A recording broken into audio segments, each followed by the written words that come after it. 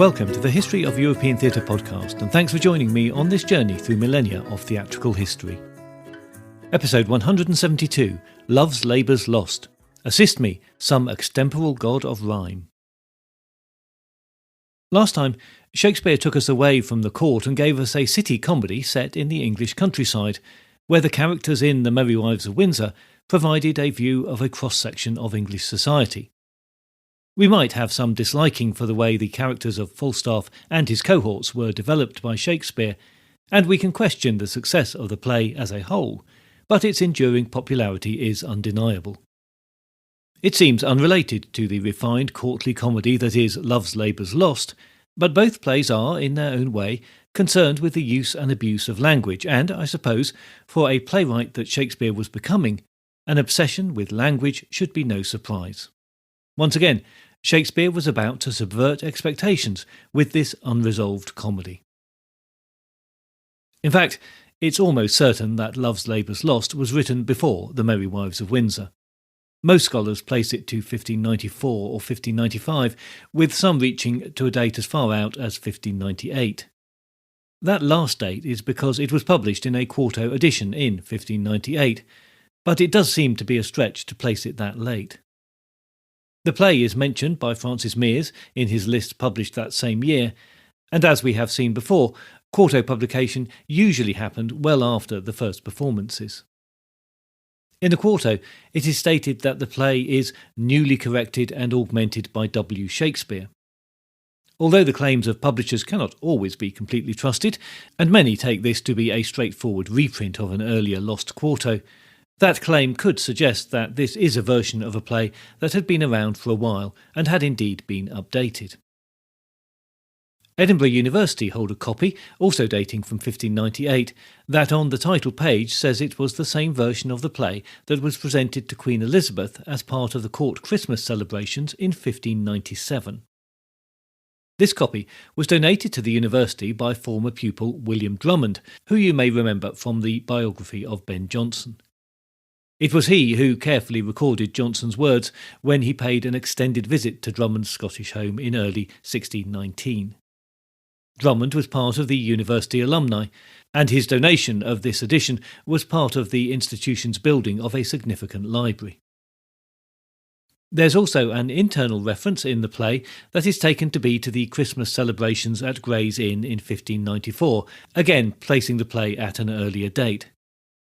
Following the 1598 quarto edition, the play next appeared in print in the first folio in 1623, which is a copy of the quarto text with a few corrections. The final argument for an early dating of the play is that of its very lyrical style, placing it as a close relation to the poetry of Venus and Adonis and the early plays A Midsummer Night's Dream and Romeo and Juliet. Love's Labours Lost is one of the few plays where no direct source can be attributed. It's been suggested that there might have been a lost source in an account of a visit by Catherine de' Medici and her daughter, Marguerite de Valois, to the court of King Henry of Navarre. Marguerite was Henry's estranged wife, and the visit was to discuss their future arrangements and, indeed, the future of Aquitaine. No wonder her strong-willed mother accompanied Marguerite for such a significant negotiation. Although the play is set in the court of Navarre, and Henry did have two attending lords called Longueville and Baronne, the latter of whom was well known to the English court as an associate of the Earl of Essex, when he travelled with an English army to assist Henry. It isn't known if this account truly was a source for the play. The early plays and language stylings of John Lilly are undoubtedly a point of reference for the play, and the character types of the commedia dell'arte, given an English and Shakespearean twist, are also present. The pedant, the clever page, the clown, and the braggart are all there.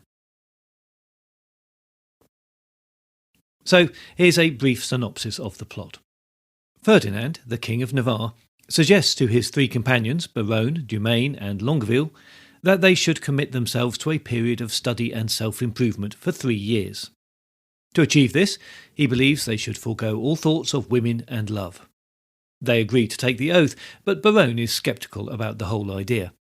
The king orders that all women are to be kept away at least 1 mile from the court.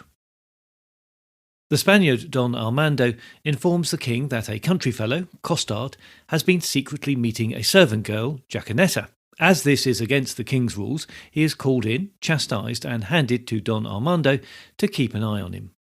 In private, Don Armando then tells his page, Moth, that it is actually he who has fallen for Jacquenetta. He writes her a love letter and gives it to Costard to deliver. As the king and his companions get stuck into their study, the Princess of France and her ladies-in-waiting arrive to meet the king with an embassy from her father. They are ordered not to enter the palace and are held a mile away in the grounds. As the Lord Boyer, who has accompanied the princess, meets with the king, the ladies discuss the merits of the king and his lords. The king agrees to meet the princess and travels to see her. She presents herself with a demand for the return of part of Aquitaine as repayment for a loan. While the king sends for supporting documentation on the matter, his companions flirt with the ladies and are wittily rebuffed. Each asks Boyer about one of the ladies, and he in turn tells the princess that he thinks that the king is falling in love with her. Baronne gives Costard a letter to deliver to the Lady Rosaline, admitting that he has fallen in love with her. And while out hunting, the princess and her ladies come across Costard. Not knowing one lady from another, he mistakenly gives Armando's letter to the princess, which is read out to everybody's amusement. Costard has given Baronne's letter to Jacquenetta, and as both he and Jacquenetta are illiterate, they interrupt the learned discussions of the pedantic schoolmaster Holofernes and the priest Nathaniel to get them to read the letter, which they believe has come from Don Armando. Holofernes tells them to take the letter to the king. Rather than studying, the king and his companions have been writing love poetry to the ladies, a fact they discover about each other as they overhear, in turn, the work of each of them from various hiding places. Each are reprimanded in turn, until Baronne accuses them all of hypocrisy, at which point the existence of his letter to Rosaline is revealed. Unable to defend himself in the face of this evidence, he urges them all to give up their vow. As Nathaniel and Holofernes discuss Armando's pretentious linguistic style, they are interrupted by Armando and Costard, on a mission from the king to arrange an entertainment for the ladies. Holofernes decides that the pageant of the 9 worthies should be staged.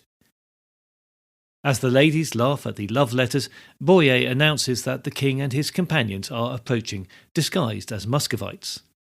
The women exchange masks and fool the men with witty rebuffs to their misplaced advances.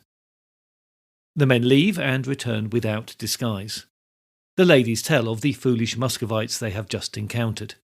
Eventually, Baronne works out how they have been played and vows never to be affectatious in love again. Costard arrives, seeking permission to perform the pageant. The king is reluctant, but the princess insists. It is a poor affair, and the performers are roundly mocked and heckled by the audience. As the play slowly falls apart, Costard announces that Jacquenetta is 2 months pregnant by Armando. The consternation of all is interrupted by the arrival of a messenger with news of the death of the King of France. The princess and her ladies immediately prepare to return to France, but listen carefully to the entreaties of their would-be lovers, and declare that they will have to wait a year and a day before they will return to give their answers. So, as you can see, there's not too much of a plot. This is a play about language that is intended to be little more than amusing. Much of that comedy is directed at the court audience and the gentry in the playhouse, or perhaps even more likely for the students at the Inns of Court, who may have appreciated the extended punning, wordplay and literary allusions, not to mention the pastiches of various poetic forms. In this sense, it is a play exploring the power and limitations of language, but to appreciate this requires a lot of literary knowledge of the period. Any satirical allusions to the court of Navarre have become pretty impenetrable to us, thanks to the passage of time. The opening scene introduces the king and his associates as they take their oath to create a little academy in the court. As the king says, "You 3, Baronne, Dumaine and Longueville, have sworn for 3 years' term to live with me, my fellow scholars, and to keep these statutes that are recorded in this schedule here."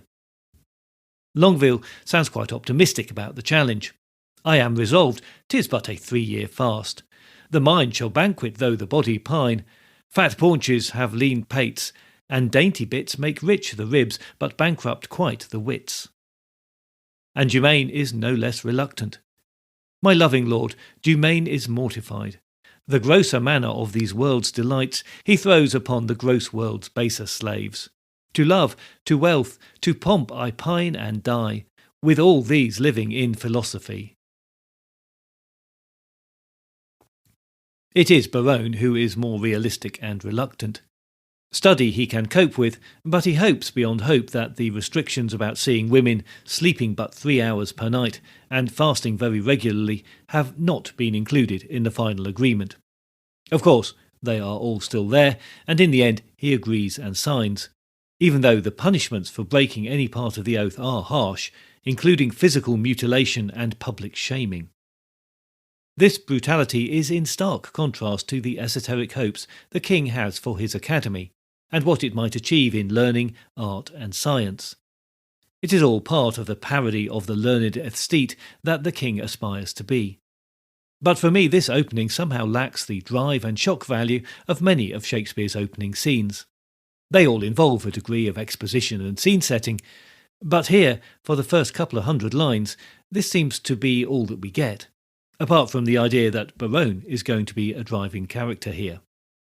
Perhaps it is the gentle nature of the comedy that is the problem, and I should be more forgiving, but for me, there is a sense of relief when Constable Dull enters with Costard in tow.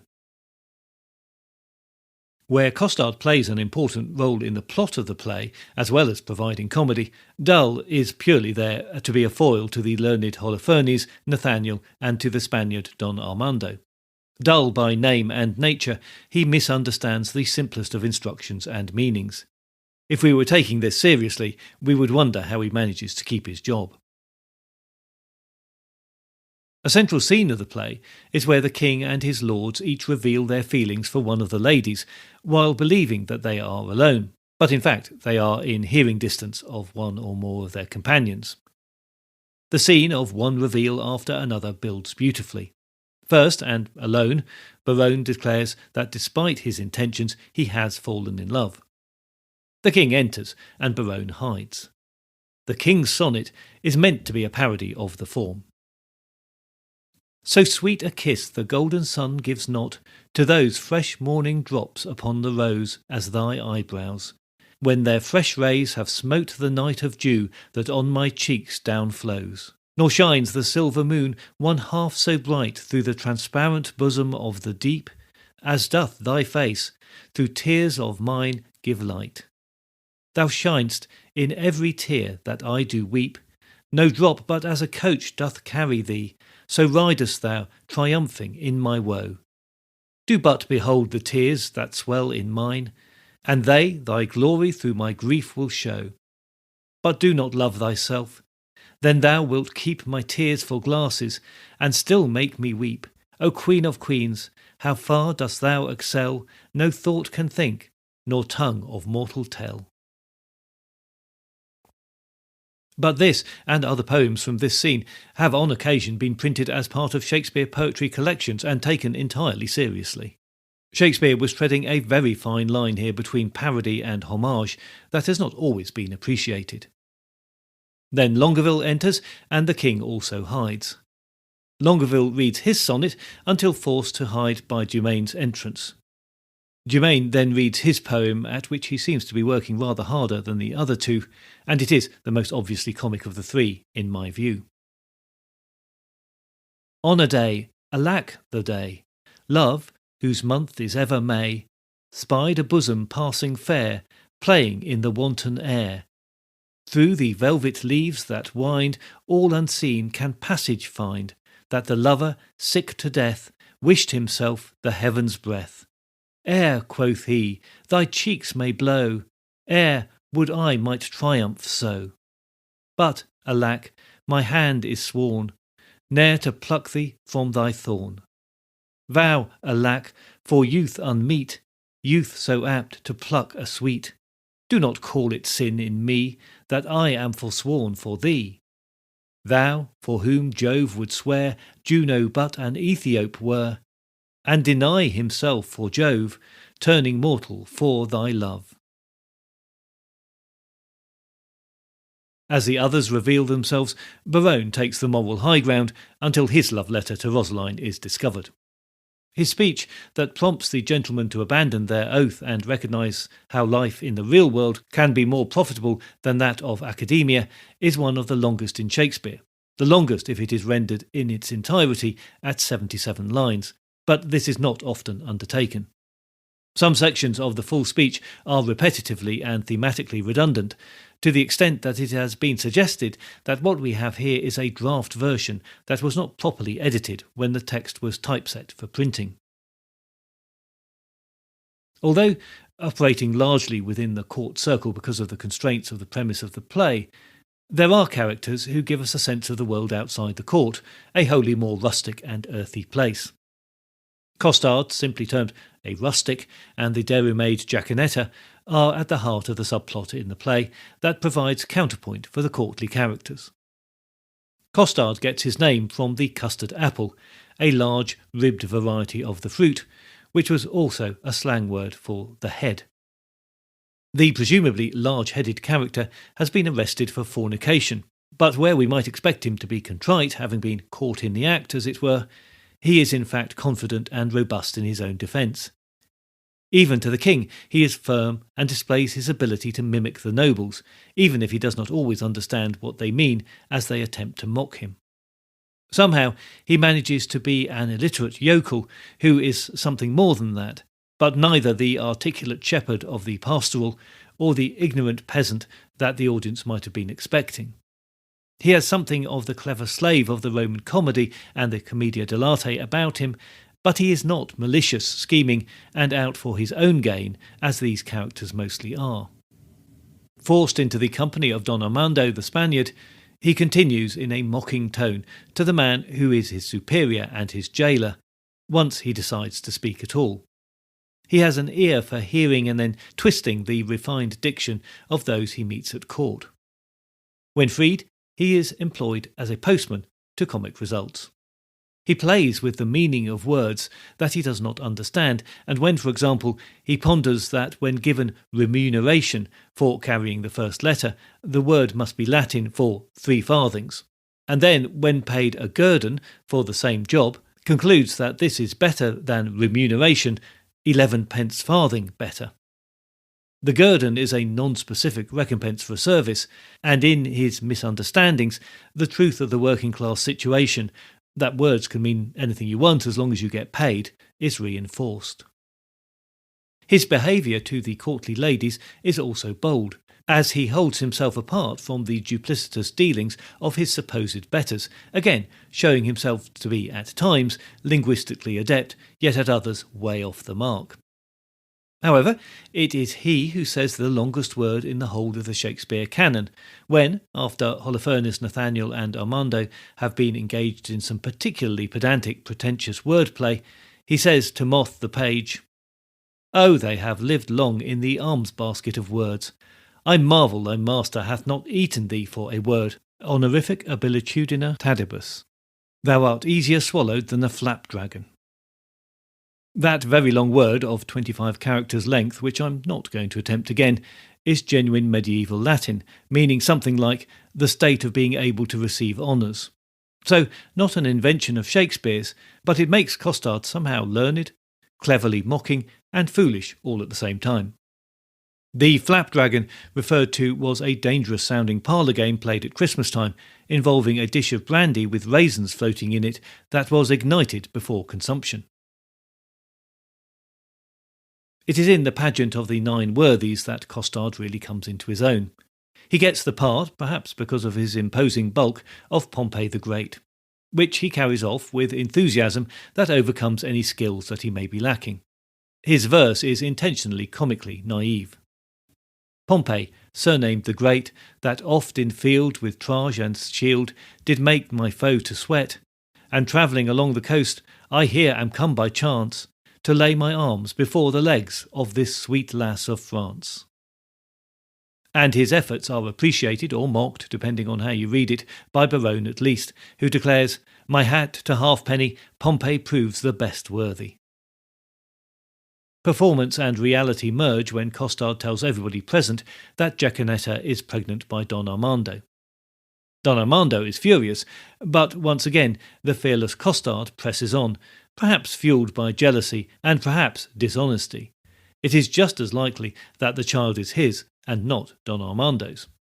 As he says of Don Armando, who has been speaking of the Greek hero Hector in the play, "Then Hector shall be whipped for Jacquenetta, that is quick by him, and hanged for Pompey, that is dead by him."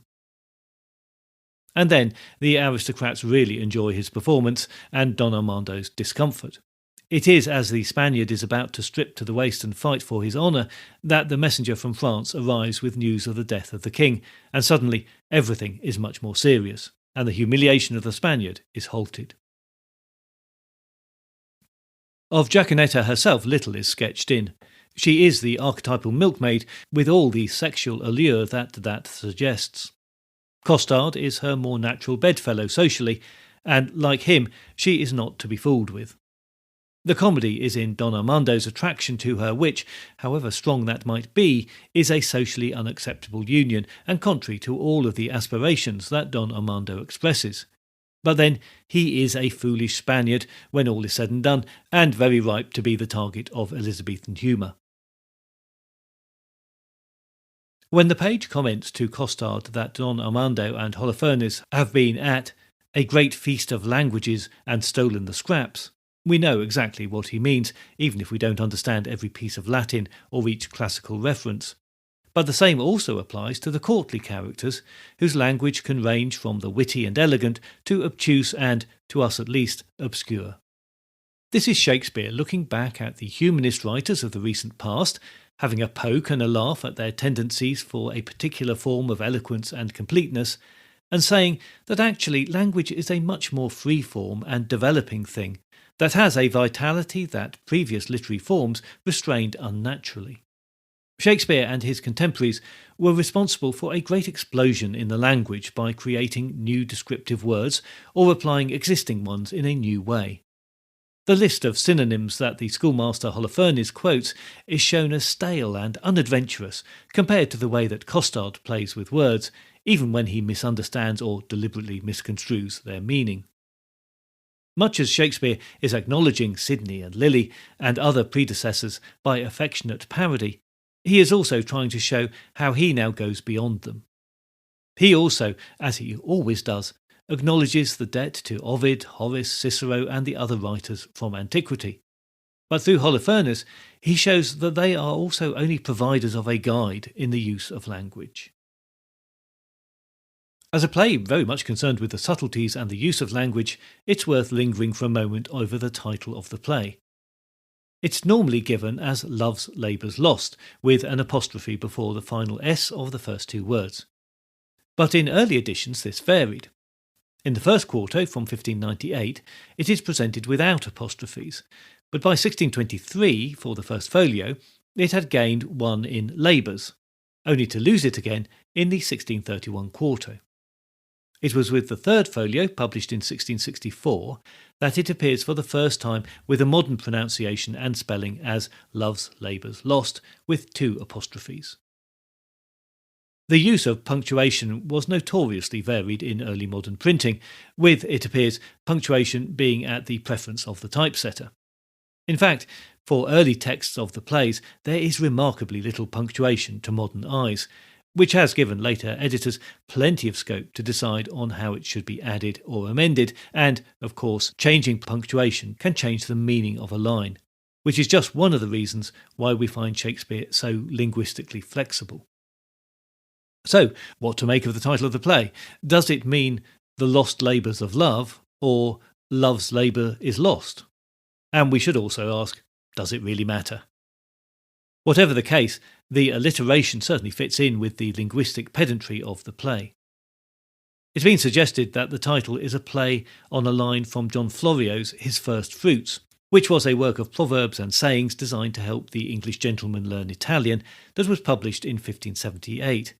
In modernised language it reads, We need not speak so much of love. All books are full of love, with so many authors, that it were labour lost to speak of love.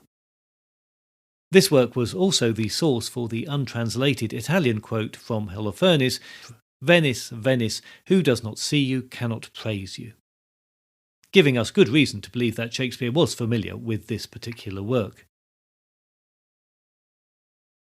The contemporary audience would have recognised Love's Labour's Lost as a courtly play, but how much they would have truly appreciated the world of the Little Academy is uncertain. The King of Navarre had been a patron of a cultural academy in the 1580s, and the concept stretched back among the humanists to Italy and the patronages of the all-powerful Medici family. The play is unequivocally set in French Navarre, but, despite many attempts to justify them, there are no direct character comparisons with real historical people. Indeed, some have suggested that comparisons with Elizabeth's court are more relevant. The battle of wits between princesses, ladies of the court, and their suitors of dubious intentions probably seemed very familiar to a contemporary courtly audience.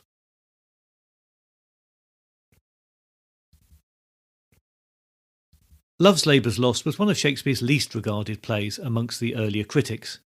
Most saw it as a self-indulgent piece that had little relevance for their time.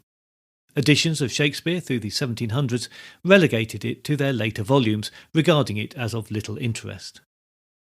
19th century critics found a qualified liking for the play, where they could view it as a critique of Renaissance humanism or as a satire on Elizabeth's court. Even into the 20th century, critics still struggled to enjoy the play at face value, often looking for deeper satires or seeing the play as a critique of the limitations of comedy. It remains a play that requires a lot of understanding of Elizabethan humour, literature and poetry to be able to fully appreciate. On stage, we have records of a couple of performances in Shakespeare's lifetime, the first at court for Christmas 1597, followed by a 1605 performance at the home of the Earl of Southampton or Robert Cecil. The records are unclear on which, but nothing after that until 1839, making it the last of Shakespeare's plays to have a verifiably recorded revival. The literary minds of the 18th century had no particular love for the pun or the type of verbal exuberance that is the binding through thread of the play, which probably explains the lack of recorded performance until 1839. That was at the Theatre Royal Covent Garden, but for the reviewer in the Times newspaper it was still not a success. He said, "The play moved very heavily. The whole dialogue is but a string of brilliant conceits which, if not delivered well, are tedious and unintelligible. The manner in which it was played last night destroyed the brilliancy completely, and left a residuum of insipidity, which was encumbered rather than relieved by the scenery and decorations." The next performance recorded after that was in 1857, where it also met with little success. The play has had sporadic revivals with significant casts since then, but has never made it into the cycle of regularly performed plays. Peter Brook's 1946 production helped to revive its fortunes a little, but it remains one of the least performed plays in the canon. If you're looking to see a version on screen, then Kenneth Branagh's film is interesting for its use of song and dance and Cole Porter tunes, but is surprisingly heavily cut for what is already a short play. There is a BBC version from 1975 that you can find on YouTube, and the version from 1984, part of the BBC's complete rendering of the canon, is, I think, the better of the two versions, and is very likeable, with its 18th century setting feeling not in the least anachronistic.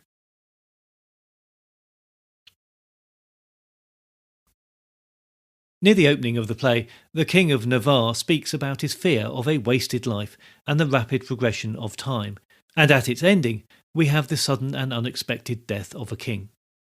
But the filling between this rather sombre start and finish is a very lively romantic comedy, where ideas of the intellectual, the artistic and the pastoral all meet in a play that, above all, displays verbal dexterity and exuberance. Of all of Shakespeare's comedies, it is probably the one that demands the most work for the modern spectator to fully appreciate.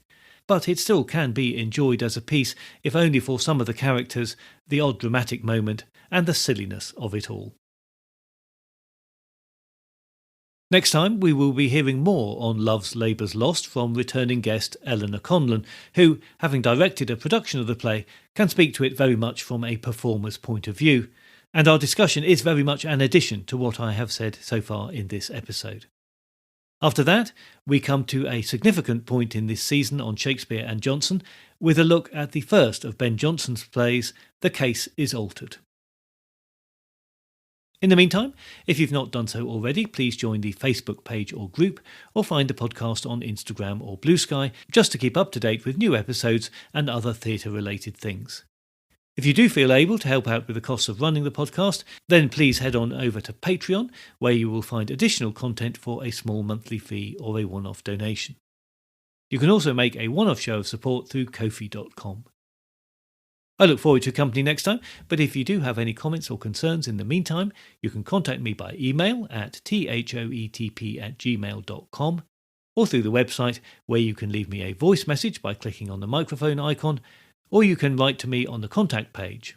That's all at www.thehistoryofeuropeantheatre.com.